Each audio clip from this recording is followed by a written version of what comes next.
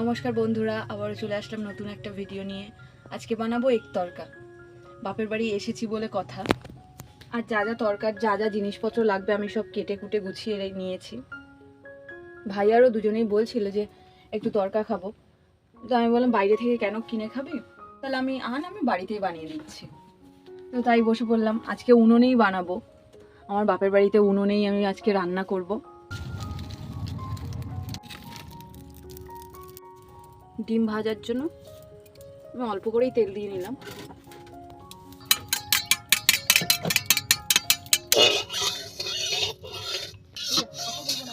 তেল গরম হয়ে গেছে, আমি ডিমটা ফাটিয়ে রেখেছিলাম, আমি ডিমটাকে ভেজে নেব।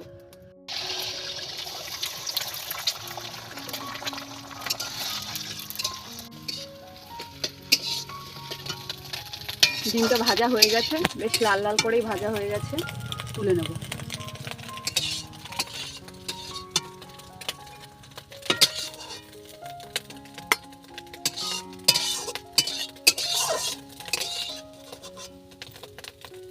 এবারে তেল দিয়ে দেবো, গোটা গরম মশলা, তেলে গোটা গরম মশলাটা দিয়ে দেবো, দুটো তেজপাতা, দুটো শুকনো লঙ্কা আর কিছু গোটা জিরে।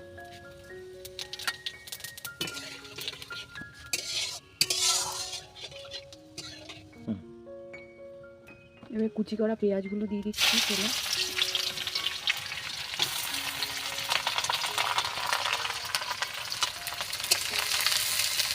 সামান্য লবণ দিয়ে দিলাম, পেঁয়াজটা একটু নরম হয়ে যাবে।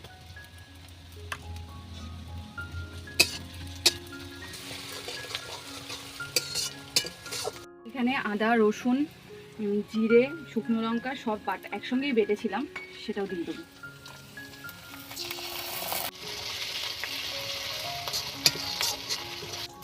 মশলাটা বেশ ভালো করে ভাজা হয়ে গেছে, এবার কিছু গুঁড়ো মশলা দিয়ে দেবো, যেমন আছে তড়কা মশলা, হলুদ, কাশ্মীরি লঙ্কার গুঁড়ো।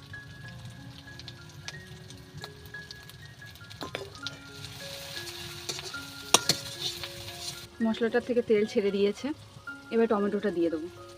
টমেটোটা দিয়ে আরেকটুখানি কষাবো, সামান্য কিছু চিনি দিয়ে দেবো।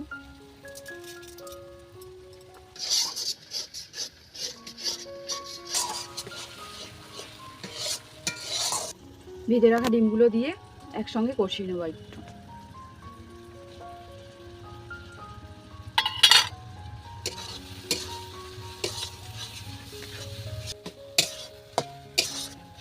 তরকাটা দিয়ে দেবো। তরকাটা আমি আগে থেকেই সেদ্ধ করে রেখেছিলাম, সেদ্ধ করে জলটা ঝরিয়ে রেখেছি আমি। তরকাটা দিয়ে আর একটু সামান্য কিছুক্ষণ কষিয়ে নেব।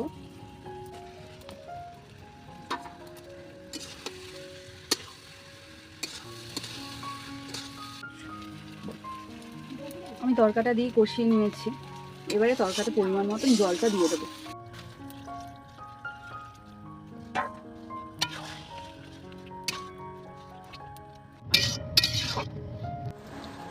বাটারটা দিয়ে দেবো। তরকাটা আমাদের কমপ্লিট, এবারে কিছু ধনেপাতা কুচি দিয়ে নামিয়ে দেবো।